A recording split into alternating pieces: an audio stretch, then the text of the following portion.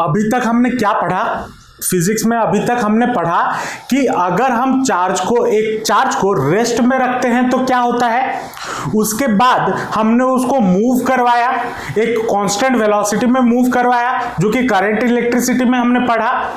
अब जब वो मूव करता है या चार्ज मूव करता है, क्या सिर्फ उसमें से इलेक्ट्रिक प्रॉपर्टी आता है? तो पहले तक जब फ्रॉम 1802 तब तक ये बिलीव किया जाता था कि अगर चार्ज मूव कर रहा है तो तभी तक सिर्फ करंट जा रहा है या करंट ही ट्रांसफर हो रहा है, जो कि हमने पढ़ा और जो कि सही भी है। लेकिन कुछ ऐसी चीजें हुई, कुछ ऐसी घटनाएं हुई जिससे यह सामने आया कि नहीं, जब चार्ज मूव करता है केवल और केवल इलेक्ट्रिक फील्ड नहीं होता, उसके साथ साथ मैग्नेटिक फील्ड भी होता है, जो कि हम इस वाले चैप्टर में, chapter number 4 moving charges and magnetism में पढ़ेंगे। अब ये चैप्टर में हम क्या सीखने वाले हैं, पहले ये समझ लेते हैं।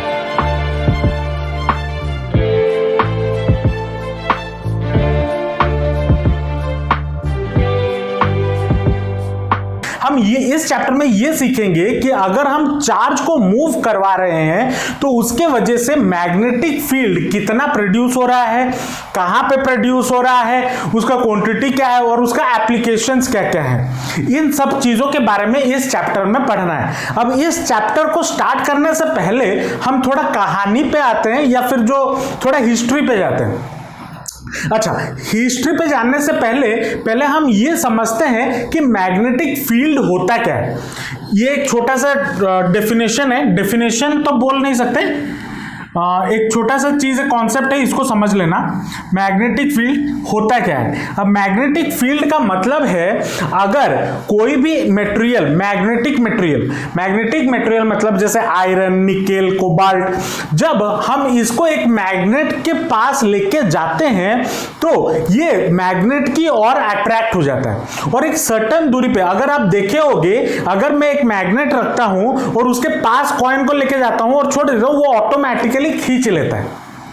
अब ऐसा क्यों होता है? जैसे एक चार्ज को रखने पे उसके चारों ओर इलेक्ट्रिक फील्ड क्रिएट होता है, वैसे ही एक मैग्नेट को रखने पे उसके चारों ओर मैग्नेटिक फील्ड क्रिएट होता है।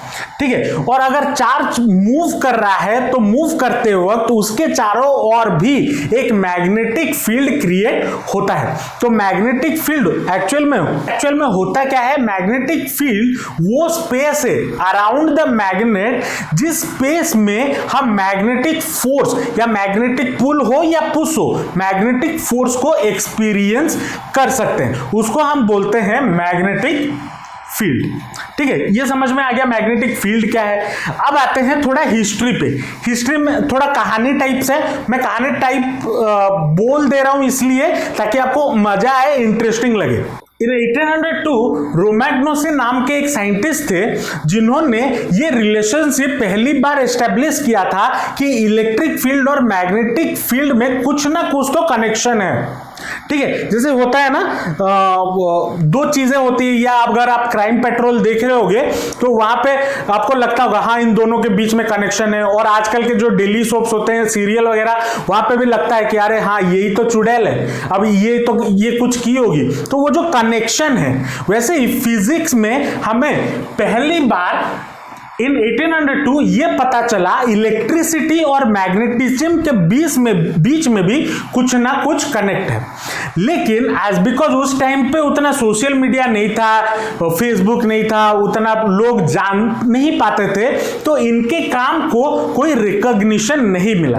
ठीक है, उसके बाद 18 साल बाद इन 1820 ऑयस्टेड साहब आए, क्रिस्टियन ऑयस्टेड, क्रिस्टियानो रोनाल्डो मत समझ लेना, क्रिस्टियन ऑयस्टेड इनका नाम है, उनका पूरा नाम हांस क्रिस्टियन ऑयस्टेड। उन्होंने इस चीज को फिर से बताया, वो भी एक फिजिसिस्ट थे, और उन्होंने इस चीज को बताया कि मैग्नेटिक फील्ड और इलेक्ट्रिक फील्ड कैसे कनेक्टेड है। उन्होंने एक एक्सपेरिमेंट किया नहीं, हालांकि उनसे अचानक से हो गया था वो चीज, लेकिन उसी से ही हमें पता चल गया कि मैग्नेटिक फील्ड और इलेक्ट्रिक करंट के बीच कुछ ना कुछ तो रिलेशन है, कुछ ना कुछ गड़बड़ जरूर है।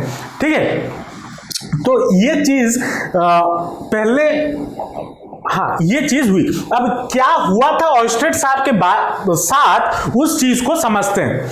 ठीक है, अब उस टाइम पे, उस जमाने में हम कहीं भी, आजकल अगर हम मूव करते हैं, कोई एक जगह से दूसरे जगह जाते हैं, और अगर हम रास्ता भटक जाते हैं, तो रास्ता अगर भटक जाते हैं तो क्या यूज करते हैं? गूगल मैप्स यूज करते हैं। लोकेशन डाल दो, पहुंच जाओगे अपने जगह पे, भटकने का चांस ही नहीं है।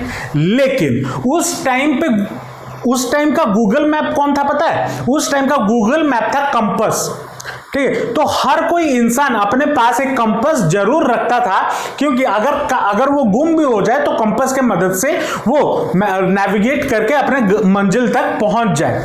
तो ऑयस्टेड साहब भी ऐसे ही कहीं बाहर जा रहे थे और उनके जेब में भी कंपास था, और वो कुछ अलग प्रकार के एक्सपेरिमेंट्स कर रहे थे। उनका वो एज बिकॉज एक फिजिसिस्ट थे, वो अपना एक्सपेरिमेंट अपने लैब में कर रहे थे। और वो क्या किए, एक जगह पे एक सर्किट था, एक कॉइल था, ऐसा कुछ कॉइल था, एक टेबल पे एक कॉइल था ऐसे, ठीक है, और उस पे वो करंट पास करवा रहे थे। ठीक है, करंट पास करवा रहे थे, और जो एक्सपेरिमेंट कर रहे थे ना, इसके साथ कुछ एक्सपेरिमेंट वो कर रहे थे। अब एक्सपेरिमेंट कर रहे होंगे, अब थोड़ा उनको मन किया दोपहर को चाय पीने का, तो मार्केट चले गए चाय पीने।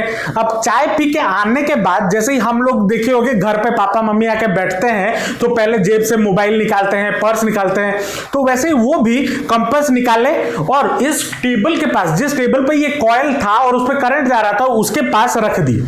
और जब रखे, उन्होंने क्या देखा कि कंपास में डिफ्लेक्शन शुरू हो गया। अब उनका दिमाग चकरा गया। क्यों चकराया? है तो ही फिजिसिस्ट ना, तो दिमाग में ये आया कि यहां पे तो कोई मैग्नेट है नहीं, तो कंपास ने डिफ्लेक्शन किया क्यों? उनके दिमाग में ये आया। अब वो जब इस पे और घुसे और उसके बारे में पढ़ाई करने लगी, उसके ऊपर रिसर्च करने लगे, एक्सपेरिमेंट करने लगे, तो उनको ये कंक्लूजन में मिला कि जो ये करंट फ्लो कर रहा था कॉइल में ना, उसके वजह से ये मैग्नेट डिफ्लेक्ट हुआ। जैसे ही उन्होंने करंट का सप्लाई बंद कर दिया, मैग्नेट अपने नॉर्थ साउथ पोजीशन में आ गया, और जैसे ही उन्होंने फिर से चालू किया, फिर से वो मूव करने लग गया। तो चालू बंद पहले सेटिंग में करने लगे ताकि वो डिफ्लेक्शन देख पाए। अब उसके बाद उन्होंने उस पर और एक्सपेरिमेंट करने शुरू कर दिए। क्या एक्सपेरिमेंट किया उन्होंने? ये एक्सपेरिमेंट किया, करंट को बढ़ाने लगे, अमाउंट ऑफ करंट। मान लो पहले यहाँ पे 1 एम्पियर का करंट जा रहा था, उसके बाद उन्होंने 2 एम्पियर दिया, 3 एम्पियर दिया, करंट को बढ़ाने लगे। तो जब करंट को बढ़ाने लगे, तब उन्होंने देखा जो डिफ्लेक्शन था ना, वो डिफ्लेक्शन और ज्यादा होने लगा। मतलब जब 1 एम्पियर का करंट दे रहे थे, तो मैग्नेट मान लो 10 डिग्री का डिफ्लेक्शन कर रहा था। जब 2 एम्पियर दिए तो 20 डिग्री का डिफ्लेक्शन करने लगा। जब 3 एम्पियर का करंट दिए तो 30 डिग्री का डिफ्लेक्शन करने लगा। तो डिफ्लेक्शन का जो एंगल है वो बढ़ने लगा। और जैसे ही वो करंट घटा देते थे, करंट जैसे ही कम कर देते थे, तो डिफ्लेक्शन भी कम हो जाता था, मतलब कम एंगल वो डिफ्लेक्ट करता था। अब उन्होंने, चलो ठीक है, उन्होंने ये सोच लिया, चलो ये भी हो गया कि करंट का अमाउंट बढ़ाने पे या घटाने पे मैग्नेटिज्म क्रिएट हो रहा है या इस डिफ्लेक्शन पे फर्क पड़ रहा है। अब उन्होंने क्या किया, पहले उन्होंने पॉजिटिव नेगेटिव ऐसे कनेक्ट किया था, अब उसके बाद उन्होंने पोलरिटी चेंज कर दी, नेगेटिव पॉजिटिव कर दी। तो जब नेगेटिव पॉजिटिव किया और जब करंट दौड़ाने लगे और तब उसके पास मैग्नेट रखे, तो पहले जब पॉजिटिव टू नेगेटिव था, तब वो जब पॉजिटिव टू नेगेटिव था, मान लो वो ऐसे इस डायरेक्शन में डिफ्लेक्ट कर रहा था, और जैसे ही उन्होंने करंट का डायरेक्शन बदला, करंट का डायरेक्शन बदल दिया, तो डिफ्लेक्शन का डायरेक्शन भी ऑपोजिट हो गया। तो वो और चौंक गए, अरे ये कैसे हो रहा है? तो इसी से ऑयस्टेड साहब का एक्सपेरिमेंट आया और इसी से उन्होंने ये कंक्लूजन में बोला कि कहीं ना कहीं क्या उन्होंने एक्सपेरिमेंटली ये प्रूव भी कर दिया था कि मैग्नेटिक फील्ड और इलेक्ट्रिक करंट में रिलेशन है।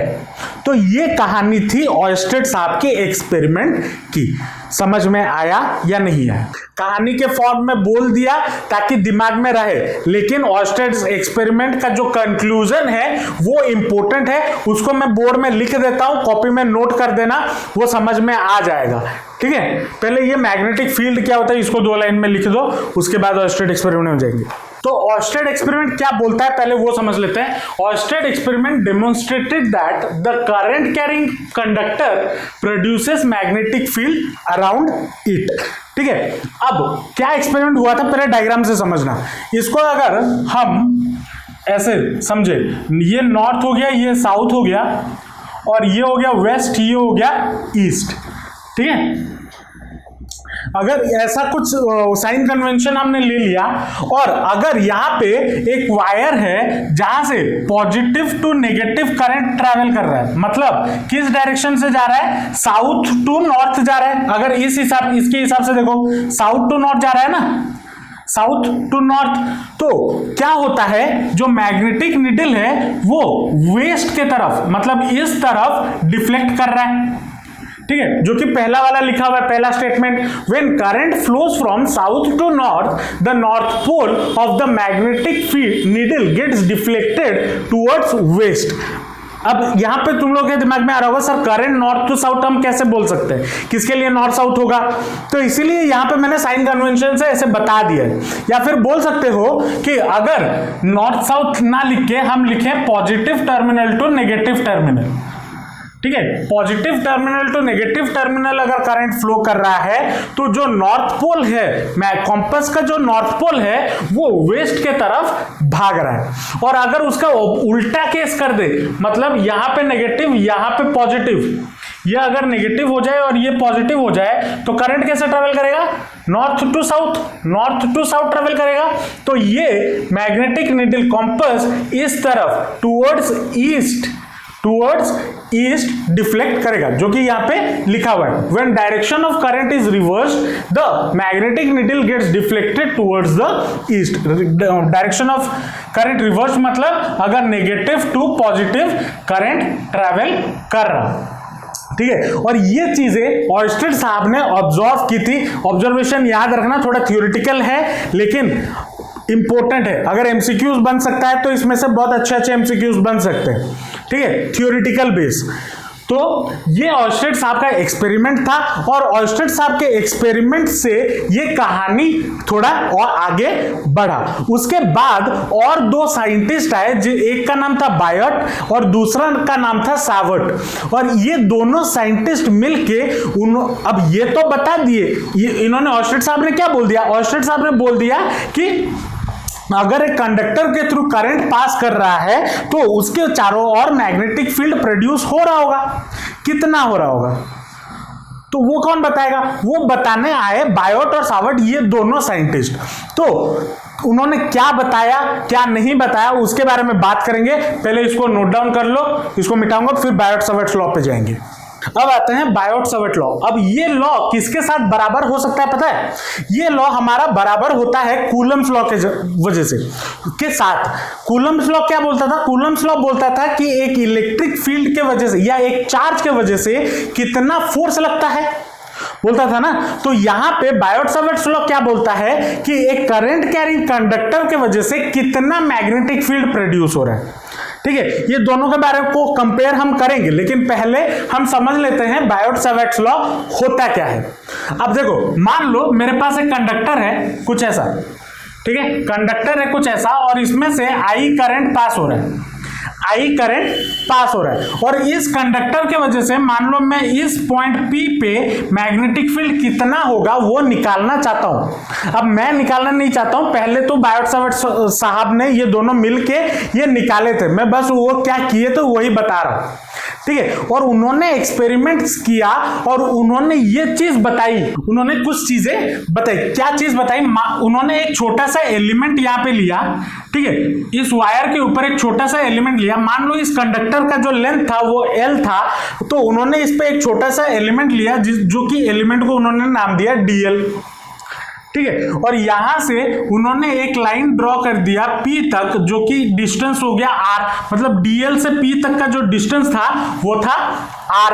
और ये जो एंगल बना रहा है कंडक्टर, इस R के साथ जो एंगल बना रहा है वो था थीटा। तो according to Biot Savart's law, according to Biot Savart's law,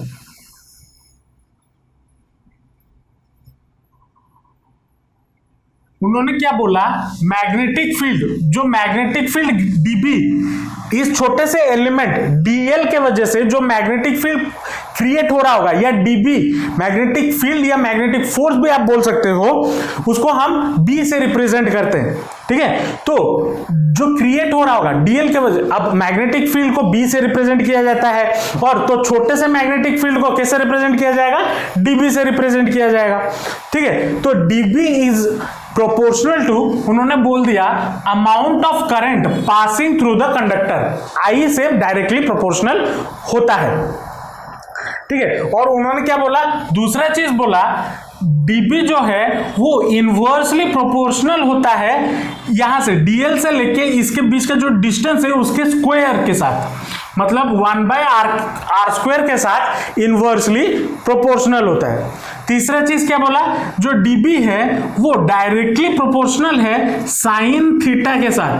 theta क्या है? ये वाला एंगल के साथ, ठीक है। dB is directly proportional to sine theta, dB is inversely proportional to r², और dB is directly proportional to amount of current.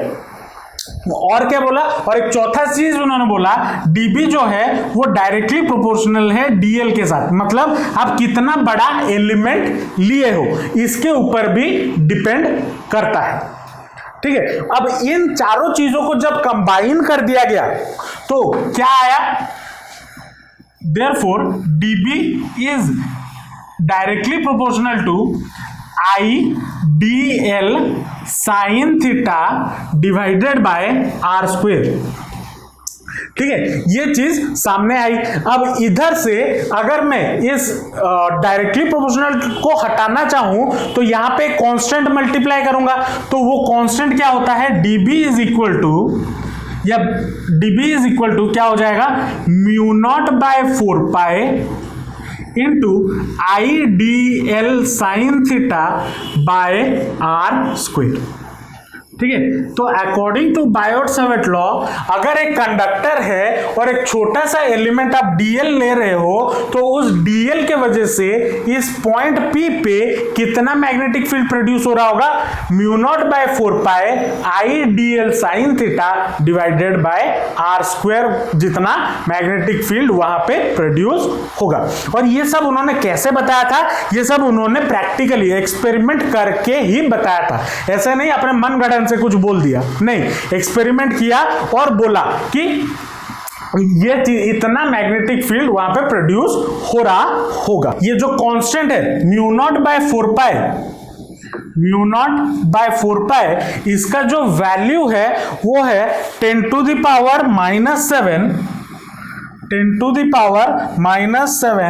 Tesla metre पर एम्पियर, ठीक है।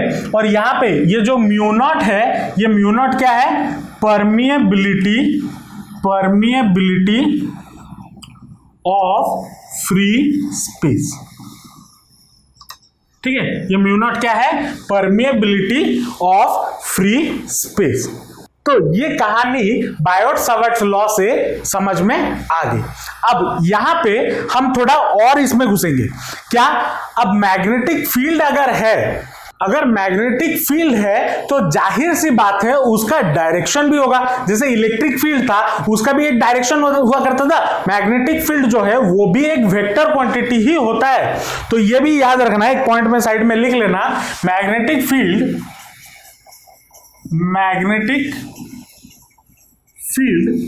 Is a vector quantity.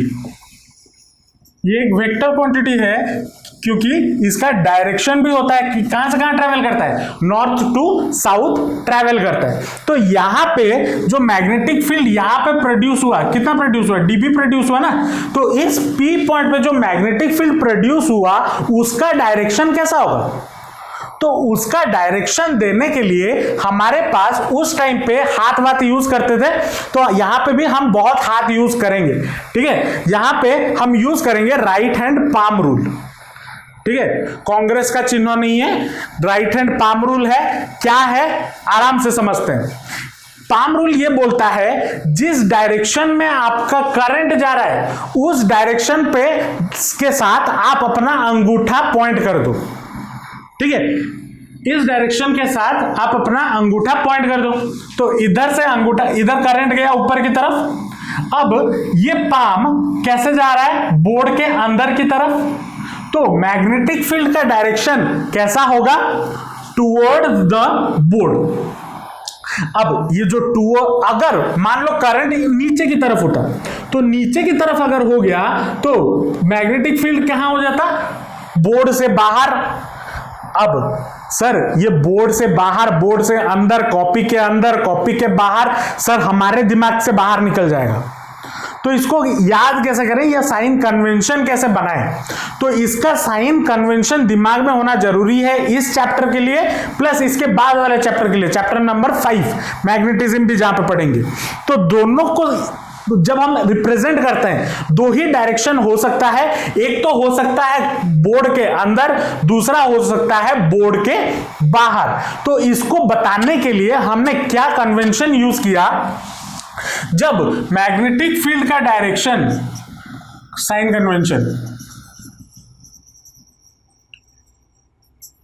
जब मैग्नेटिक फील्ड का डायरेक्शन टुवर्ड्स द बोर्ड हो, towards the board, अगर board के तरफ जा रहा हो तो हम यूज करेंगे क्रॉस। ठीक है, और अगर मैग्नेटिक फील्ड का डायरेक्शन आउटवर्ड, मतलब बोर्ड से बाहर आ रहा हो, आउटवर्ड फ्रॉम द बोर्ड, तो हम क्या साइन कन्वेंशन यूज करेंगे, हम डॉट यूज करेंगे। अब इसको याद रखने में बड़ा कंफ्यूजन होता है, सर याद कैसे रखें। तो इमेजिन कर लेना तीरो, तीरो मतलब एरो, एरो होता है ना जो अर्जुन चलाया। अगर मान लो एक एरो आपकी तरफ आ रहा है, ठीक है, अब मैं ये आपके तरफ मार्क कर रहा हूं। अब देखो जो एरो है वो एक एंड क्या होता है, अगर एरो आप देखो एक एंड कैसा होता है, एक एंड पॉइंटेड होता है और दूसरा वाला पीछे पौरा लगा रहता है, मतलब फेदर्स कुछ लगे रहते हैं डिजाइन बनाने के लिए, है ना। तो अगर मैग्नेटिक फील्ड का डायरेक्शन बाहर आ रहा होगा, बाहर आ रहा होगा मतलब आपकी ओर आ रहा होगा, तो आपको क्या दिखेगा, अगर कोई भी कभी भी आपके और तीर आ रहा है, ठीक है, या एरो आपकी ओर जा रहा है, तो आपको हमेशा कौन सा पार्ट दिखेगा, आपको हमेशा ये वाला पार्ट दिखेगा। देखो पेन को सामने रख के देखो, पेन का निप खोलो और सामने रख के देखो, जब भी मैग्नेट एरो आपकी ओर आ रहा होगा आपको क्या दिखेगा, ये टिप दिखेगा। तो जब मैग्नेटिक फील्ड बाहर आ रहा होगा, मतलब आप बोर्ड के सामने ऐसे खड़े हो या फिर कॉपी अगर पकड़े हो, कॉपी अगर आप पकड़े हो, आप कॉपी को देख रहे हो, अगर कॉपी से बाहर आ रहा होगा तो आप क्या लगाओगे, डॉट। कैसे समझ में आ रहा है कि अगर बाहर आ रहा है आपको दिखेगा क्या, डॉट दिखेगा, तो आप डॉट लगाओगे। तो magnetic field outward the board हो या पेपर हो, कॉपी हो, कुछ भी हो, अगर पेपर या कॉपी से बोर्ड से बाहर आ रहा होगा तो आप कौन सा साइन लगाओगे, डॉट लगाओगे।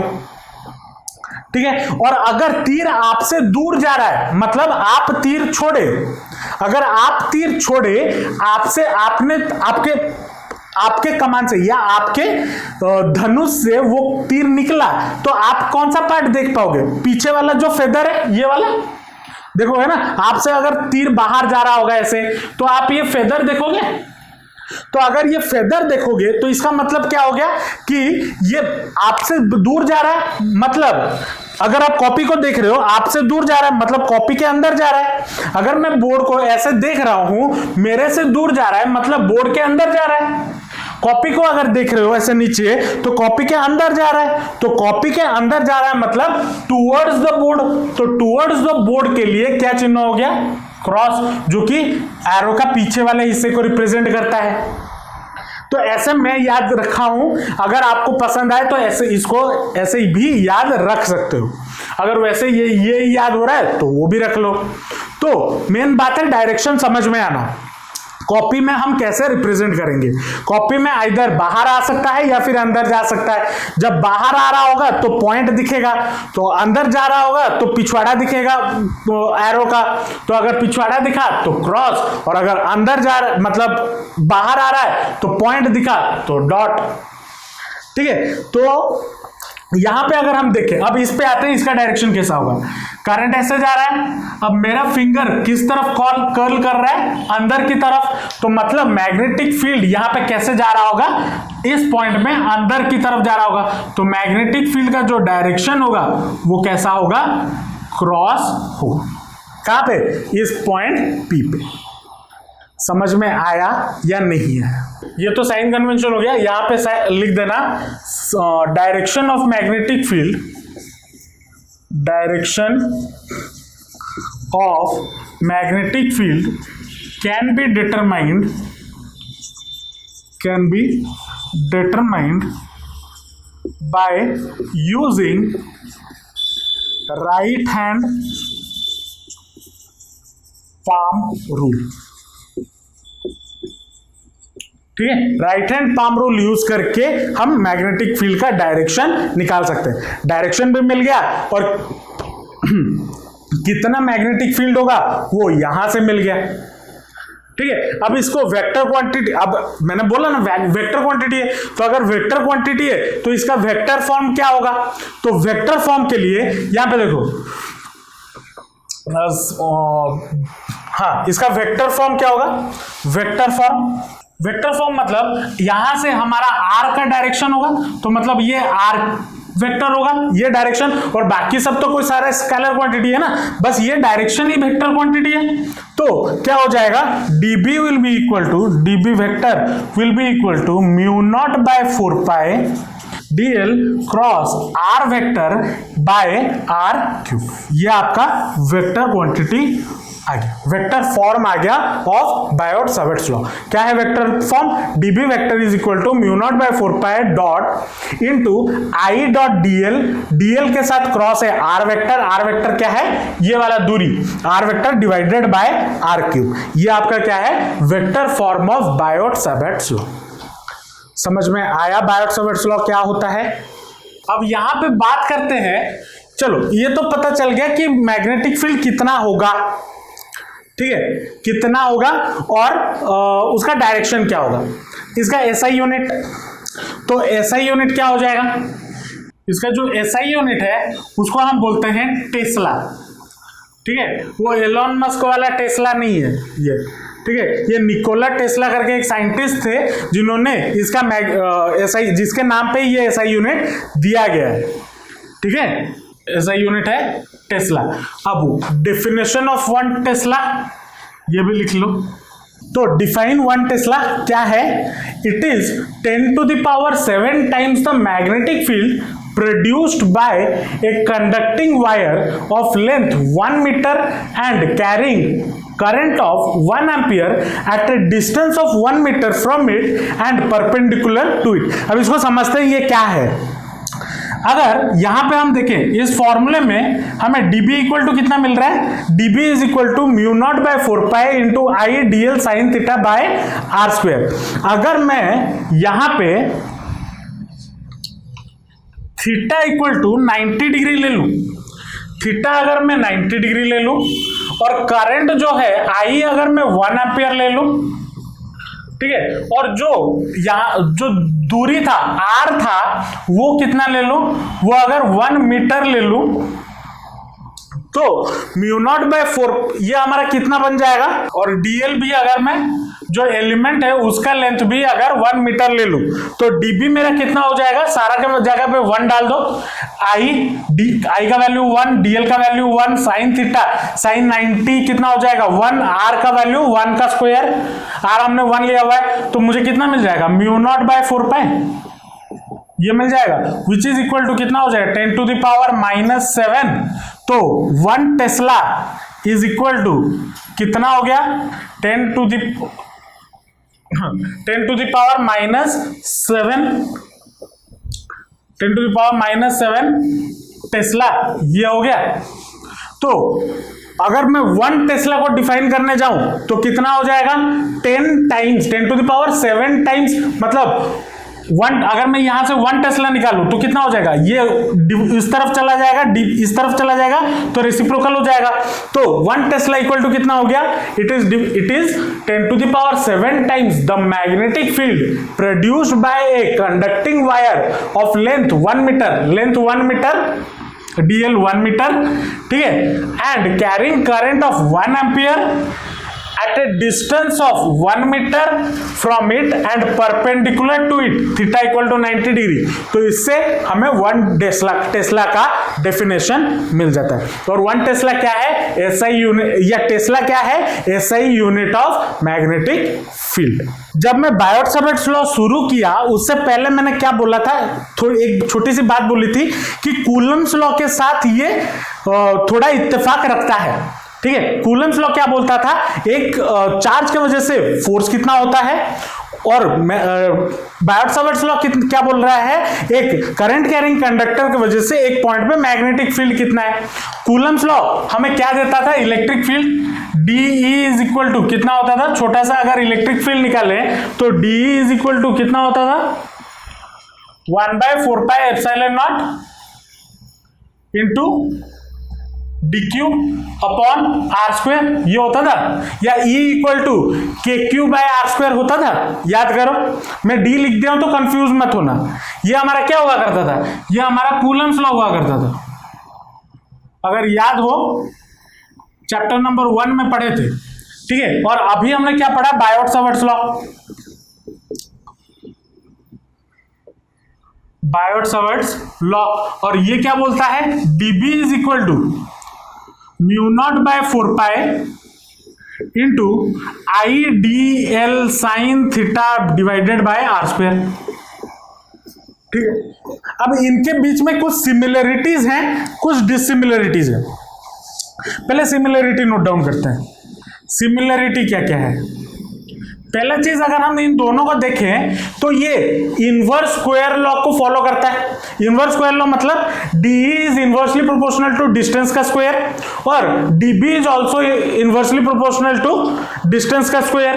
तो एक सिमिलरिटी क्या हो गया, both depends inversely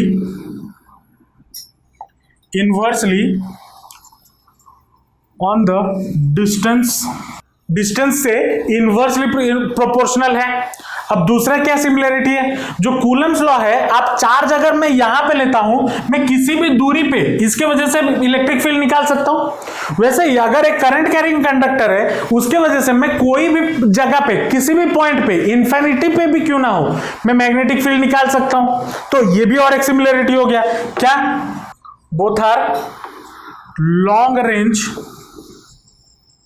fields, both are long range fields, ठीक है। ये तो बात होगी सिमिलरिटी की। अब इसमें डिसिमिलरिटी क्या है, डिसिमिलरिटी अगर देखें तो जो इलेक्ट्रिक फील्ड किसके वजह से प्रोड्यूस हो रहा है, एक चार्ज के वजह से dq, जो कि स्केलर क्वांटिटी है। Electric field is produced due to a scalar quantity, whereas जो बायोट-सैवर्ट्स लॉ है या मैग्नेटिक फील्ड है वो किसके वजह से बन रहा है, एक dl के वजह से। और dl क्या है, एक वेक्टर क्वांटिटी, लेंथ होगा ना, तो एक vector IDL current element I into DL एक वेक्टर क्वांटिटी हो गया। तो वेयर एज B या magnetic field is produced due to a vector quantity. अब यहां पे और एक डिसिमिलरिटी क्या, मैग्नेटिक फील्ड जो है वो थीटा पे डिपेंड करता है, मतलब किस पॉइंट पे निकाल रहे हो, कितने एंगल पे निकाल रहे हो, मतलब जो एलिमेंट आपने लिया है उधर से जो पॉइंट है वो कितने एंगल पे है उस पे मैग्नेटिक फील्ड डिपेंड कर रहा है। लेकिन इलेक्ट्रिक फील्ड उस पे डिपेंड नहीं करता कि कितने एंगल पे निकाल रहे हो। तो और एक दूसरा B depends on angle, whereas E does not depend on angle.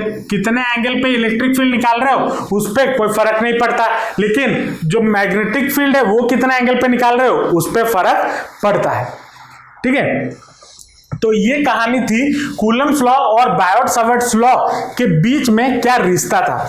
अब इसमें और एक छोटा सा रिलेशन है जिसको दिमाग में रखना, फॉर्मूला रखना, क्वेश्चन पूछ लिया जाता है खास करके एंट्रेंस में।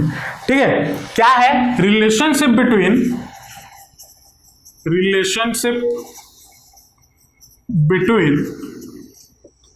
यहां पे देखो एप्सिलॉन नॉट क्या होता था, परमिटिविटी, म्यू नॉट क्या होता है, परमिएबिलिटी। दोनों अलग अलग कहानियां हैं, तो इनके बीच में रिलेशन और स्पीड ऑफ लाइट के साथ क्या रिलेशन है। तो relationship between epsilon naught, mu naught and C क्या है, स्पीड ऑफ लाइट। इन तीनों के बीच में क्या रिलेशन है, इस फॉर्मूले के बेसिस पे क्वेश्चन पूछे जाते हैं। म्यू नॉट का वैल्यू कितना होता है, म्यू नॉट बाय 4 पाई का वैल्यू कितना था, म्यू नॉट बाय 4 पाई का वैल्यू 10 टू द पावर -7 था टेस्ला मीटर पर एम्पियर। और 1/4 पाई एप्सिलॉन नॉट का कितना वैल्यू था, 1/4 पाई एप्सिलॉन नॉट का वैल्यू है 9 × 10⁹ न्यूटन मीटर स्क्वायर पर कूलम स्क्वायर। ये था। इसको और इसको अगर मैं रेसिप्रोकल करके मल्टीप्लाई कर दूं, मतलब मैं अगर म्यू नॉट बाय 4 पाई करूं इनटू इसको रेसिप्रोकल करके मल्टीप्लाई कर दूं, मतलब 4 पाई एप्सिलॉन नॉट मल्टीप्लाई करूं तो मुझे क्या मिलेगा, यहां पे 4 पाई गेट्स कैंसिल्ड और मुझे कितना मिल जाएगा 10 to the power -7 into 1/9 × 10 to the power 9 ये मिलेगा। तो mu naught into epsilon naught मुझे कितना मिल जाएगा 10 to the power -7 into 1/9 × 10 to the power 9 ये मिलेगा। और इसको अगर आप सॉल्व करते हो तो आपको कितना मिल जाएगा, आपको मिल जाएगा 1/3 × 10 टू द पावर 8 का होल स्क्वायर मिलेगा। अगर आप करना चाहो तो कर भी सकते हो। देखो इसको रेसिप्रोकल कर दो तो ये क्या बन जाएगा 1/10 टू द पावर 7 ये बन जाएगा। और इसको अगर ऐड कर दो तो 10 टू द पावर 16 बन गया और 9 × 10 टू द पावर 16। तो 9 × 10 टू द पावर 16 को मैं क्या लिख सकता हूँ 3 × 10 टू द पावर 8 का होल स्क्वायर लिख सकता हूँ। तो अब ये क्या होता है, ये स्पीड ऑफ लाइट है, c का value which is equal to 1/c का स्क्वायर। तो mu naught into epsilon naught का एक रिलेशन हमें क्या मिल गया 1/c square. Mu naught into epsilon naught is equal to क्या हो गया 1/c स्क्वायर। या फिर अगर मैं c का वैल्यू लिखना चाहूं तो c will be equal to 1/√ओवर of mu naught into epsilon naught. ठीक है, तो ये आपका एक रिलेशन आ गया। इस फॉर्मूले के बेसिस पे एंट्रेंस में 1-2 बार क्वेश्चन पूछा गया है, तो इसको भी कॉपी में रखना, दिमाग में भी रखना, ताकि एंट्रेंस वगैरह में अगर क्वेश्चन आ जाए या जेई वगैरह में क्वेश्चन, स्कूल में एमसीक्यूज वगैरह के रिलेटेड भी अगर क्वेश्चन आ जाए तो आप कर पाओ। तो आज का क्लास हमने क्या सीखा, एक मैग्नेट, अगर एक करंट कैरिंग कंडक्टर है तो उसके वजह से क्या प्रोड्यूस होता है, मैग्नेटिक फील्ड प्रोड्यूस होता है, कितना होता है, मैग्नेटिक फील्ड का डायरेक्शन इन सब के बारे में आज की क्लास में समझा। नेक्स्ट क्लास हम और भी चीजें इस टॉपिक के रिलेटेड सीखेंगे। पहला क्लास था, बहुत कम पढ़ाया। होप आपको आज का क्लास समझ में आया होगा और कॉन्सेप्ट थोड़ा क्लियर हुआ होगा क्या है मूविंग चार्जेस एंड मैग्नेटिज्म। ये थोड़ा इंट्रोडक्टरी पार्ट था, इसमें और भी आगे हम पढ़ेंगे। अगर आपको ये वीडियो अच्छा लगा और आप चाहते हो इसके आगे के वीडियोस भी आप देख पाओ तो चैनल को सब्सक्राइब जरूर कर देना, क्योंकि मैं रेगुलरली आपके पढ़ाई के रिलेटेड वीडियोस अपने चैनल पे डालता रहता हूं। अगर ये वीडियो आपको अच्छा लगा तो लाइक जरूर कर देना, अपने दोस्तों के साथ भी शेयर जरूर करना। चलिए मिलते हैं नेक्स्ट वीडियो में। Till then all the best, जमकर पढ़ाई करते रहिए and thanks for watching the video.